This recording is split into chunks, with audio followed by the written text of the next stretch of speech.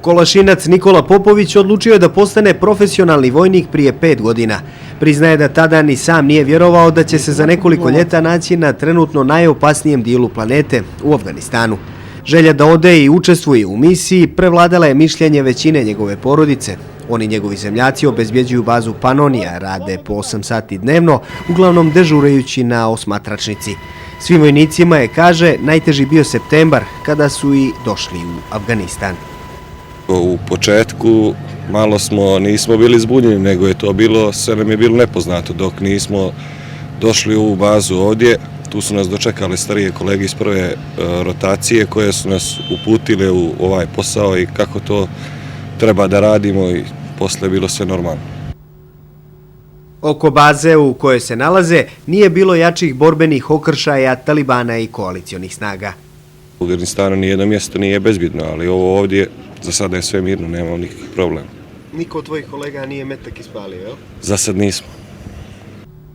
Popović priznaje da ima i teških momenata. Nedostaje mi moja država, nedostaje mi porodica i brat, djevojka najviše. Poručuje im Da se ne sekiraju, ja sam dobro, za 3 mjeseca sam u Crnoj Gori, vidimo se tamo kad se vrati. Našalio se da ne radi u struci jer je završio srednju elektrotehničku školu. Nakon toga posvetio se vojsci i ne kaje se zbog toga. Napravio sam pravi izbor i dalje vidim sebe u ovoj vojsci. A reci mi, da li imaš motiva da eventualno produžiš angažman, da još jednu misiju odradiš u Afganistanu? Motiva imam, ne još jednu, nego bar 2-3 misije. Nadam se sa svojom matičnom jedinicom. Vojnici slobodno vrijeme provode na internetu, bilijaru, pikadu, u teretani.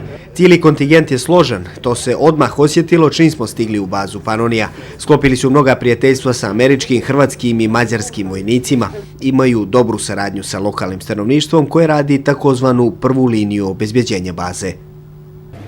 Vojnik Popović ističe da će mu iskustvo stečeno u Afganistanu biti od velike pomoći u budućim misijama, kojih će biti, kako se nada, još puno. Za Impuls iz Afganistana, Predrag Vučinić.